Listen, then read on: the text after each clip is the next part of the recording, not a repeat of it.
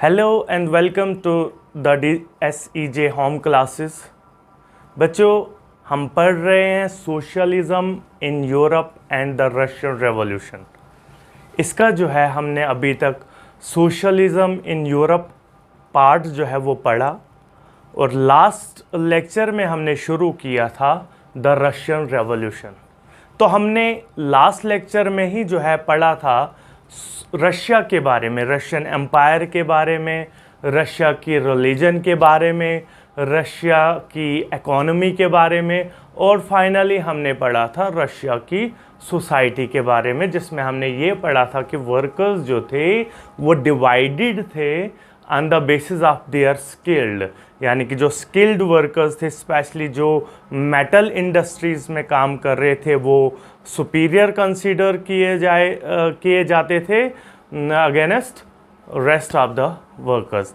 तो आज हम इस टॉपिक को आगे बढ़ाते हुए ये जानने की कोशिश करेंगे कि सोशलिज्म कैसे आया रशिया में। तो इस टॉपिक के लर्निंग ऑब्जेक्टिव्स जो होंगे वो ये रहेंगे कि आज के टॉपिक के बाद जो है हमें रशिया में कितने सारे रेवोल्यूशंस हुए, कितनी सारी चेंजेस आई सोसाइटी में, वो हम पढ़ेंगे। कितनी पार्टीज़ बनी वहाँ पर वो हम जानने की कोशिश करेंगे। किस किस सेक्शन ने वहाँ पर पार्टिसिपेट किया तो वो हम जानने की कोशिश करेंगे। तो आज हम शुरू करेंगे अब कि सोशलिज्म जो है रशिया में कैसे आया।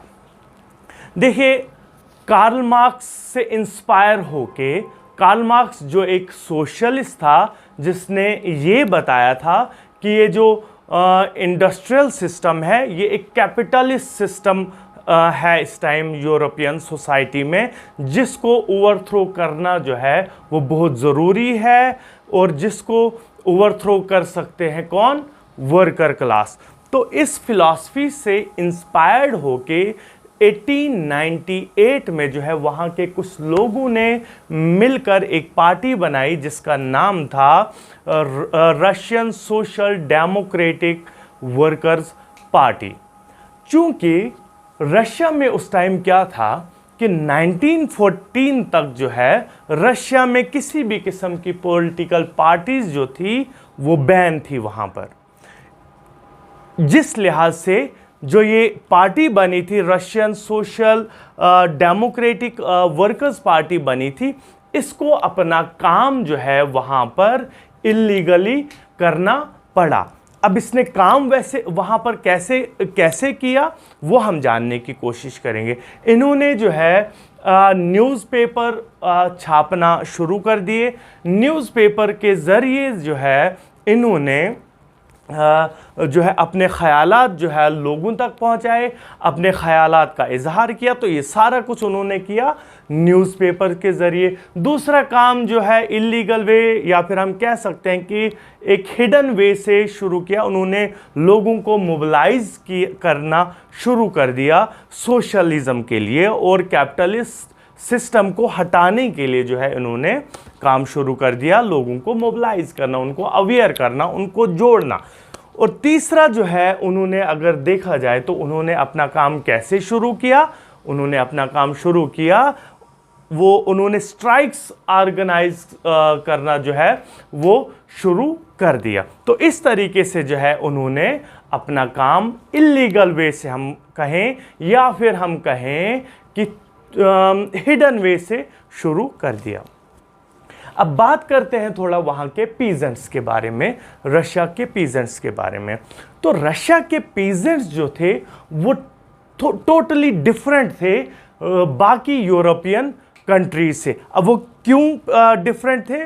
क्योंकि वहाँ पर कम्यून के पास जो जितनी भी अरेबियन लैंड थी वो सारी किन के पास थी? कम्यून के पास। अब ये कम्यून क्या करते थे कि वो लैंड को डिस्ट्रीब्यूट करते थे equally as per the size of family. यानी कि ये जो साइज था फैमिली का, किसी में 4 बंदे होते थे, किसी में 10 बंदे होते थे, किसी में 2 बंदे होते थे।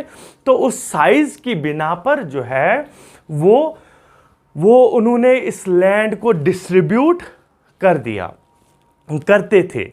अब साइज चूंकि फैमिली का हर साल या फिर हम कह सकते हैं हर 2 या 3 साल के बाद या तो बढ़ता है या फिर घटता है, तो ये कम्यून जो थे ये क्या करते थे कि ये हर 2-4 साल के बाद जो है या फिर हर साल के बाद हम कह सकते हैं एक अपना ही सेंसस करते थे, जिससे उनको ये पता चलता था कि किस फैमिली का साइज जो है ज़्यादा हो गया, किसका कम हो गया, तो उसी हिसाब से ये रिडिस्ट्रीब्यूशन करते थे लैंड की।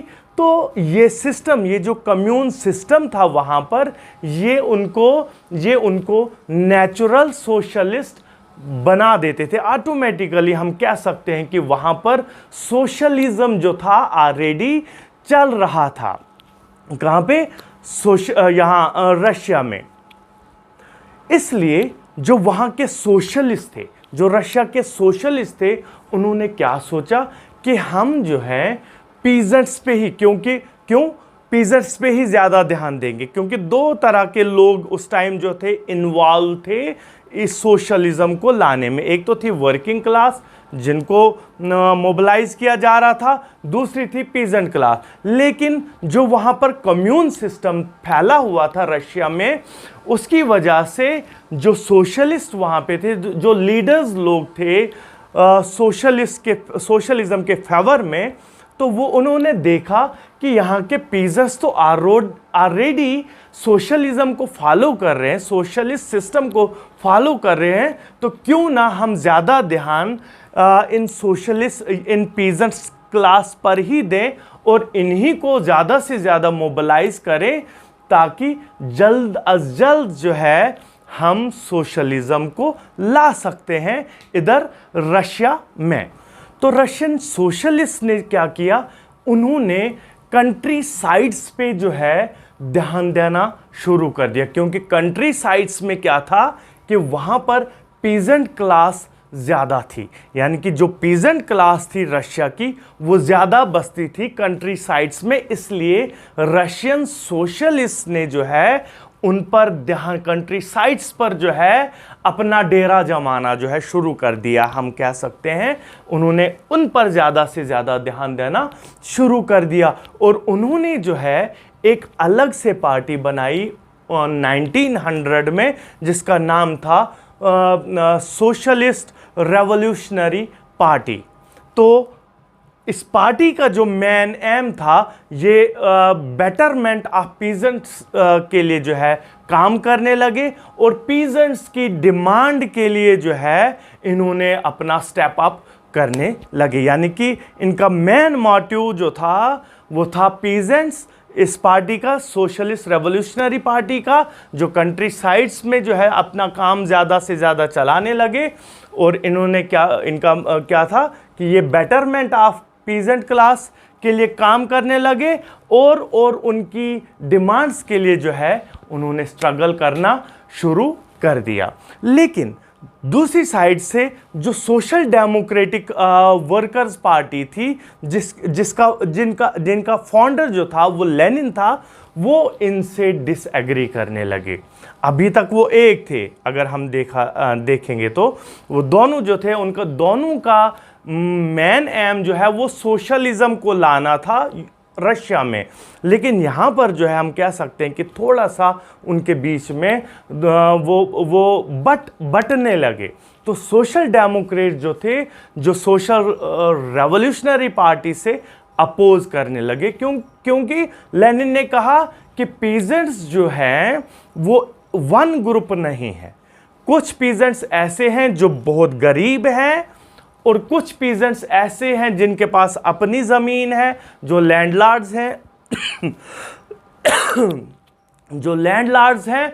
तो इन दो चीज़ों के बीच में कभी भी हम ये नहीं कह सकते हैं कि ये एक हो सकते हैं। और जब पीजेंट्स एक नहीं हो सकते हैं तो हम कोई भी रेवोल्यूशन को सक्सेसफुल नहीं बना सकते हैं, ये लेनिन का मानना था।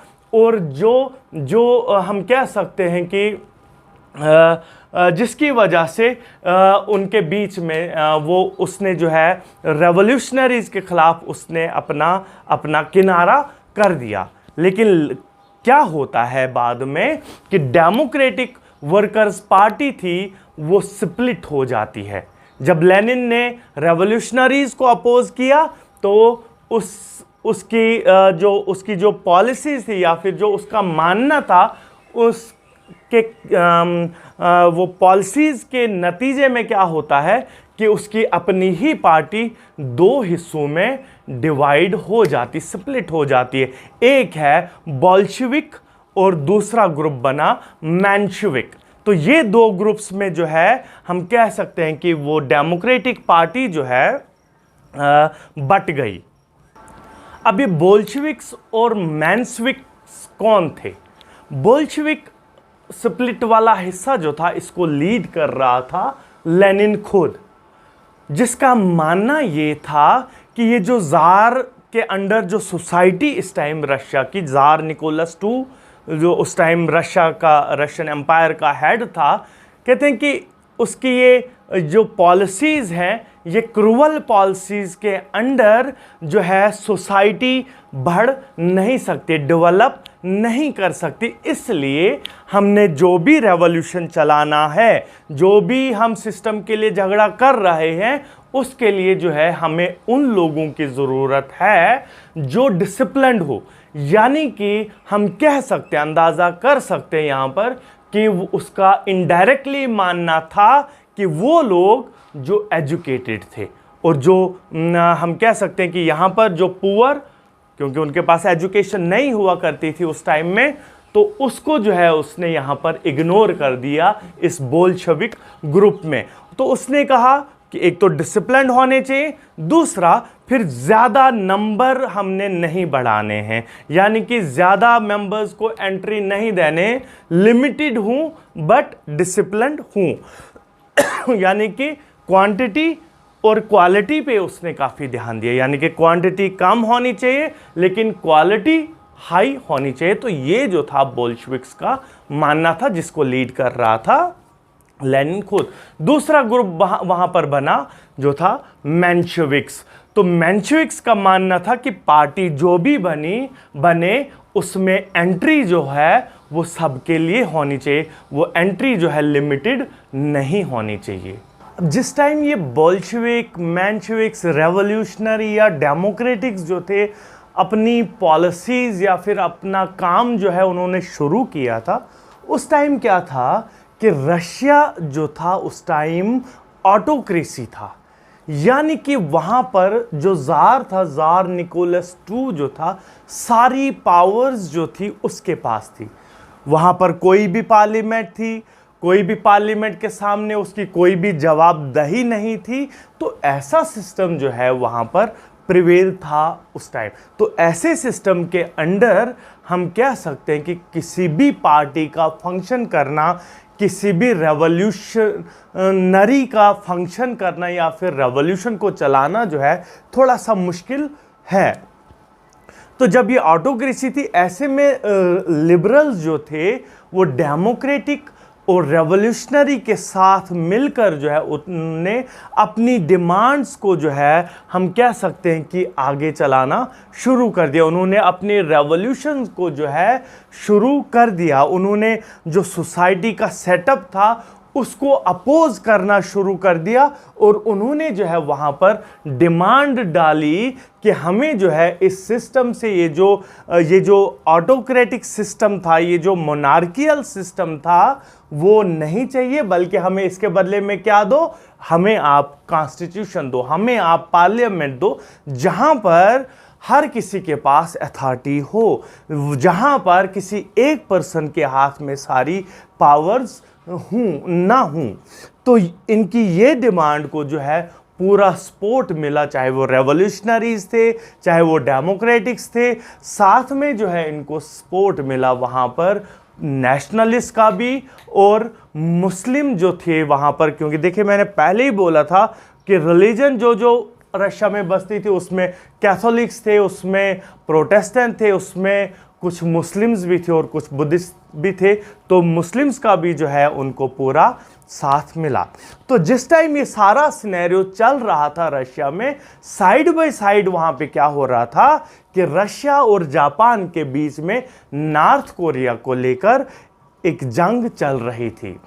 हालांकि वहां पर रशिया जो है कंटिन्यूसली हार रहा था, लेकिन जो जार था वो कहता था कि नहीं, मैं जीतूंगा, मैं जीतूंगा। हालांकि उसको हार मिल रही थी, हर स्टेप पे वहां पर उसको हार मिल रही थी। तो इस वार का जो है फाइनली ये जापान ये वार जीत जाता है। तो फाइनली वहां पर क्या होता है कि इस वार की वजह से जो वहां की इकोनॉमी थी वो काफ़ी जो है लो हो गई। जो रशिया की इकोनॉमी थी काफ़ी लो हो गई, और वर्कर्स जो थे वो उनकी कंडीशन जो है वो थोड़ा ख़राब क्यों होने लगी, क्योंकि प्राइजेस हाई हो गए। क्योंकि देखिए, मैंने पहले भी आपको पिछले लेक्चर्स में भी आपको बोला था कि जब भी कोई कंट्री वार लड़ती है तो उसका डायरेक्ट और एक बिग इम्पैक्ट जो है उसकी इकोनॉमी पे पड़ता है। वही यहां पर भी हुआ। रशिया की इकोनॉमी जो है काफ़ी लो हो गई, और इसका डायरेक्ट असर जो है हम कह सकते हैं कि वर्किंग क्लास पे पड़ा।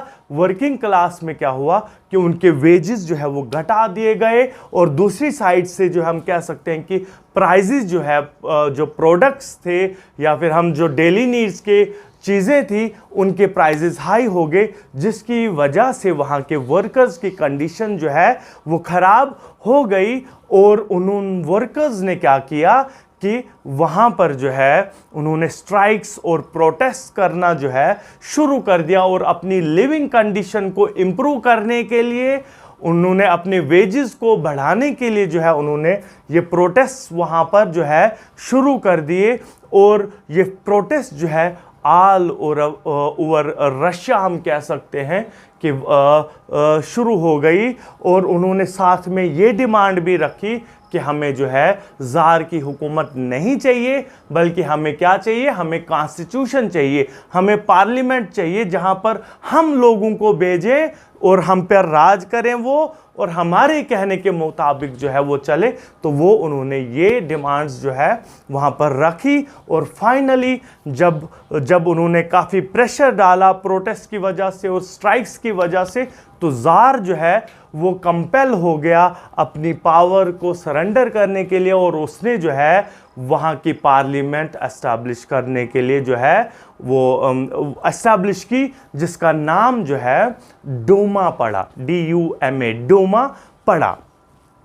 तो ये लेकिन अनफॉर्चुनेटली क्या हुआ कि ये डूमा जो है ज़ार ने 75 डेज के बाद ही जो है उसने इस डूमा को, यानी कि वहाँ की पार्लियामेंट को अबॉलिश कर दिया। क्यों?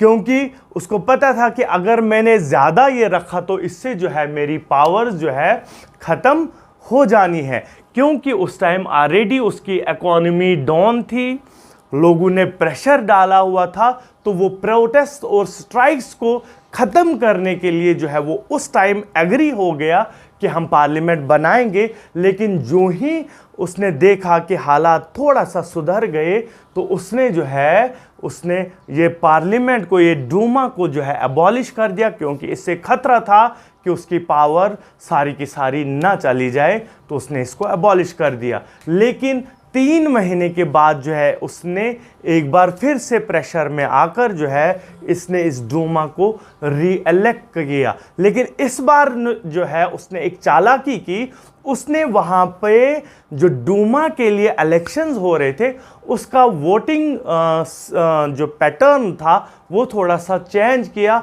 और एक ऐसा वोटिंग सिस्टम लाया जिससे वहाँ की डूमा में सिर्फ पैक किया किससे, कंजर्वेटिव से, और उन लोगों से जो ज़ार को यस कहते हर बात पर, चाहे वो अच्छा करता या गलत करता।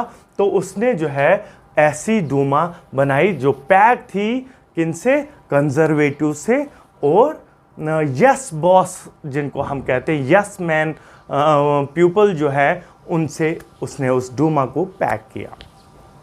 तो फाइनली क्या होता है कि पहली वर्ल्ड वार फर्स्ट जो है वो शुरू हो जाती है। अब ये वर्ल्ड वार फर्स्ट जो थी वो दो ग्रुप्स के बीच में जो है हुई। जो दो ग्रुप्स हैं, एक था जिसको हम कहते हैं अलाइड पावर और दूसरा जो था जिसको हम बोलते हैं सेंट्रल पावर। ये अलाइड पावर में कौन कौन था? इसमें फ्रांस था, रशिया था और ब्रिटेन था। और जो ये सेंट्रल पावर है इसमें कौन कौन था? इसमें टर्की था, इसमें जर्मनी था और इसमें ऑस्ट्रिया था। तो ये दो ग्रुप्स के बीच में जंग छिड़ी। अब इसको वर्ल्ड वार क्यों बोलते हैं?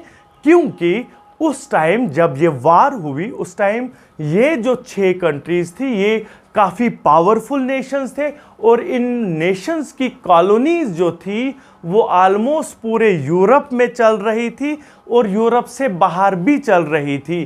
तो ये हर जगह पे जो है, इसलिए हम इसको ये ऑपरेट हो रहा था या फिर इसका डायरेक्ट या इनडायरेक्ट इम्पैक्ट पड़ रहा था इस वार की वजह से। दैट इज़ वाई इसको हम वर्ल्ड वार कहते हैं। ये जो फर्स्ट वर्ल्ड वार शुरू हुई ये काफ़ी पॉपुलर, हम कह सकते हैं कि ये पॉपुलर रही रशिया में। और इस वार में जो है जो ये ज़ार निकोलस था उसको ऑलमोस्ट हम कह सकते हैं कि फुल सपोर्ट मिला थ्रू आउट रशिया में, लेकिन कुछ ही टाइम में।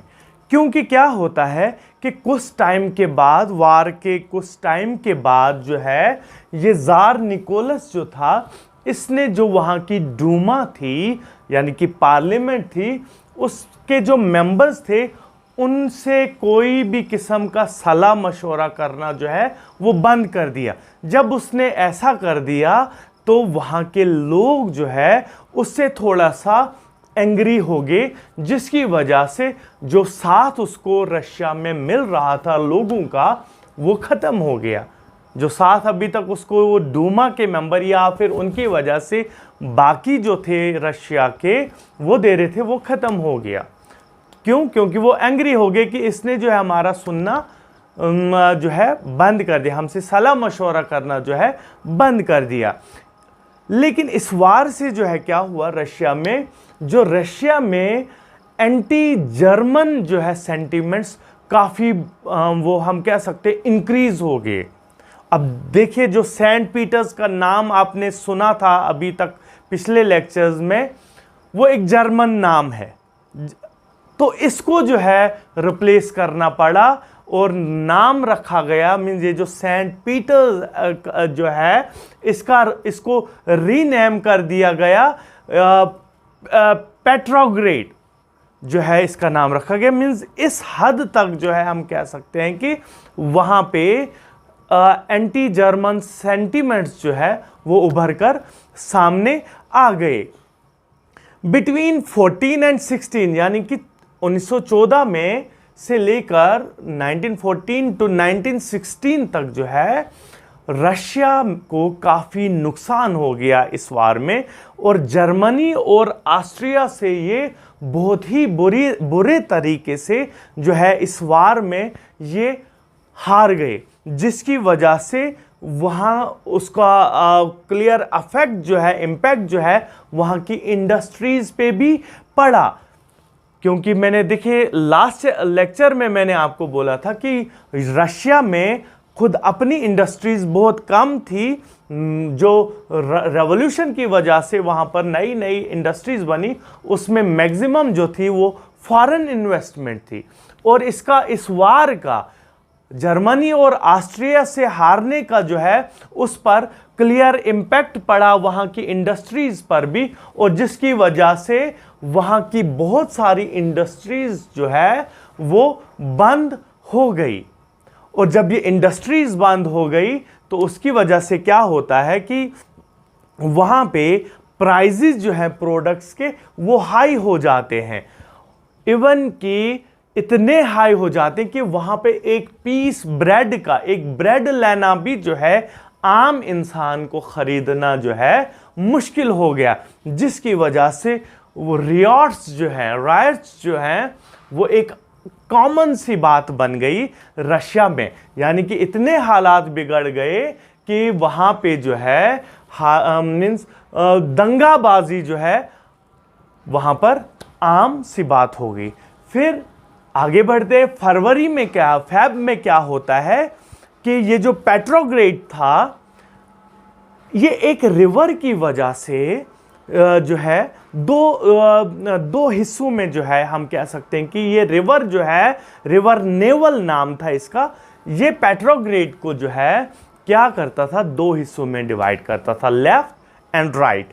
तो लेफ्ट में जो था वो क्या था कि वहां पर फैशनेबल ग्रुप्स रहते थे, डूमा वहां पर थी, और ये जो पैलेस था वहां पर, विंटर पैलेस था, वो लेफ्ट साइड में आता है। और जो राइट साइड इसकी थी वहां पर क्या था, वर्कर्स के जो है क्वार्टर्स थे, और वो एक ऐसी साइड थी जो हम कह सकते हैं कि पुअर लोग जो है वहां पर बसते थे। यानी कि जो है ये एक ऐसी साइड थी जहां पर इन वार्स का अफेक्ट देखने को मिला। ये वो एरिया था जहां पर प्राइजेस काफ़ी हाई देखने को मिले। तो 22 फरवरी को क्या होता है कि जो फैक्ट्रीज थे, मोर देन 50 फैक्ट्रीज जो थी वो लॉक हो गई, और जो उसके ऑनर्स थे उन्होंने क्या कहा कि जब तक न ये वर्कर्स जिन्होंने इन पर लॉक कर दिया, यानी कि वर्कर्स, लॉक मतलब कि वहां के वर्कर्स ने जो है काम करना बंद कर दिया, तो वहां के जो है जो ऑनर्स थे उन्होंने क्या कहा, उन्होंने कहा कि जब तक न ये काम पर आ जाएंगे इनको कोई भी पैसा नहीं मिलेगा, और जो इनके पेंडिंग्स थे वो भी इनको नहीं मिलेगा। तो 50 फैक्ट्रीज के वर्कर्स जो है वो क्या करते हैं, वो स्ट्राइक्स पे चले जाते हैं। और मेनली इन स्ट्राइक्स को लीड कौन कर रहा था, रशिया की वुमेन। तभी जाके जो है 22 फेब को हम कहते हैं ये जो है इंटरनेशनल वुमेन डे जो है, वुमेन्स डे जो है मनाया जाता है। अब ये स्ट्राइक्स और प्रोटेस्ट की आग जो है रशिया के सेंटर, यानी कि कैपिटल जो था इसका, नेवेस्की प्रोस्पेक्ट जो था वहाँ तक जो है पहुँच जाती है। तो जब वहाँ पहुँच जाती है ये स्ट्राइक्स और प्रोटेस्ट, तो गवर्नमेंट जो है वो कंपेल हो जाती है कि उसने जो है वहाँ पर पुलिस को एम्प्लॉय किया ताकि वो वॉच रखे, कोई ज़्यादा भड़क तो नहीं रही है आग, और उसने जो है वहाँ पर हम कह सकते हैं कि लाठीचार्ज भी किया, जिसकी वजह से थोड़ा सा ये शांत बैठ जाए, ये प्रोटेस्ट जो है थोड़ा सा दब जाए। लेकिन क्या होता है कि ये जो प्रोटेस्ट थे उनको पूरा सपोर्ट मिला वहाँ पर कैवलरी का भी, और जो वहाँ की पुलिस थी, आर्मी थी, उनका भी जो है उनको पूरा सपोर्ट मिलने लगा, जिसकी वजह से जो है जो ज़ार था वो कंपेल हो गया। जब उसने देखा कि वहाँ अपनी ही आर्मी जो है अब साथ दे रही है किनका, प्रोटेस्टेंट का, तो वो कंपेल हो गया कि उसने जो है माना कि प्रोविजनल गवर्नमेंट जो है हम बनाएंगे यहाँ पर, जिसके लिए उसने क्या किया कि उसने कॉन्स्टिट्यूएंट असेंबली जो है सेटअप की।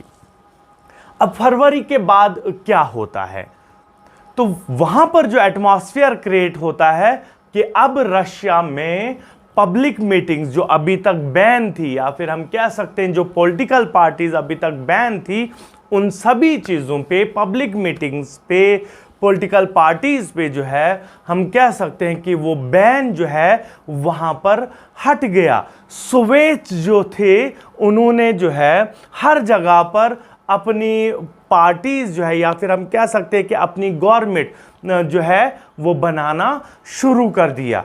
और तब तक जो है लेनिन, जिसको एग्जाइल किया गया था, जो एक सोशलिस्ट था जिसको एग्जाइल किया गया था because of his revolutionary nature, तो वो भी वापस आ गया, और वो चाहता था कि जो सोवियट्स हैं वो सारी की सारी पावर हासिल करें, जिसकी वजह से उसने तीन जो है थीसिस दिए, जो उसकी विश थी वो दी, अब वो विशेष क्या थी, उसने बोला कि वार को जो है ख़त्म किया जाना चाहिए और जो ये लैंड है उसको ट्रांसफ़र किया जाना चाहिए पीजेंट्स को, यानी कि नोबेलिटी क्लास से जो है लैंड लेनी है। पीजेंट्स की लैंड जो उनके पास पड़ी है वो डिस्ट्रीब्यूट होनी चाहिए पीजेंट्स के बीच में, और बैंक्स को जो है नेशनलाइज किया जाना चाहिए। ये जो है थीसिस दिए थे किसने, लेनिन ने। तो ये तीन जो है थीसिस देने के बाद लेनिन ने ये भी कहा, जिस ग्रुप वो लीड कर रहा था, यानी कि बोल्शेविक ग्रुप को वो लीड कर रहा था, उसने कहा कि अब हमें ये नाम भी चेंज करना चाहिए और इसका नाम जो है हमें कम्युनिस्ट पार्टी रखना चाहिए। यानी कि कम्यून से जो है हम कह सकते हैं कि इसका लिंक था। तो ये कहने के बाद वहाँ पर रशिया में जो है फैक्ट्री एसोसिएशन जो है कमिटीज़ जो है वो फॉर्म की गई। वहाँ पर ट्रेड और सोल्जर कम्युनिटीज़ जो है कमिटीज़ जो है वो फॉर्म की गई। और जब ये सारी कमिटीज़ वहाँ पर बनने लगी तो जो ये प्रोविजनल गवर्नमेंट ज़ार ने बनाई थी लोगों के प्रेशर में आकर, तो उसने स्मेल किया, उसने देखा कि हम जो हैं अपना होल्ड खो रहे हैं और ये बोल्शेविक्स हैं जो डे बाय डे पॉपुलर हो रहे हैं। तो ये बोल्शेविक्स और ये जो प्रोविजनल गवर्नमेंट थी, इनके बीच में जो है दिन ब दिन जो है रिलेशन काफ़ी टेंस होने लगे और इस राइवलरी ने जो है एक और रेवोल्यूशन की तरफ जो है कदम बढ़ाया। हम कह सकते हैं किस राइवलरी ने, जो प्रोविजनल गवर्नमेंट और बोल्शेविक्स के बीच में, जिसका नाम अब लेनिन ने बताया था कि अब इसका नाम जो है चेंज होके कम्युनिस्ट पार्टी होना चाहिए। तो ये टेंस ये ग्रीव होने लगी क्योंकि लेनिन सोचता था जो ये प्रोविजनल गवर्नमेंट बनी, ये जो है डिक्टेटर की तरह जो है बहुत जल्द काम शुरू करने वाली है। क्योंकि ये भले ही जो है गवर्नमेंट है, हम कह सकते हैं कि लोगों की गवर्नमेंट है, लेकिन इनडायरेक्टली जो है इसको कौन, ज़ार निकोलस जो है वो ऑपरेट कर रहा है। ये बोल्शेविक के सपोर्टर्स थे, आर्मी और जो अदर्स थे, उन्होंने जो है इस प्रोविजनल गवर्नमेंट के खिलाफ वार वेज की। तो ये एक और जो है सिस्टम वहाँ पर प्रिवेल हुआ और अक्टूबर के बाद जो है हम कह सकते हैं कि वहाँ पर जब ये वार, इसमें बोल्शेविक्स का काफ़ी बोलबाला रहा, काफ़ी अपर हैंड रहा।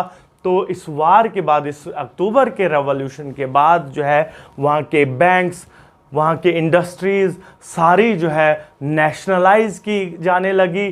चूँकि ये सोशलिस्ट थे, ये प्राइवेट ऑनरशिप ऑफ प्रॉपर्टी पे बिलीव नहीं करते थे, ये उसके सख्त खिलाफ थे। तो उन्होंने जो है यहाँ पर प्राइवेट प्रॉपर्टी को भी जो है बैन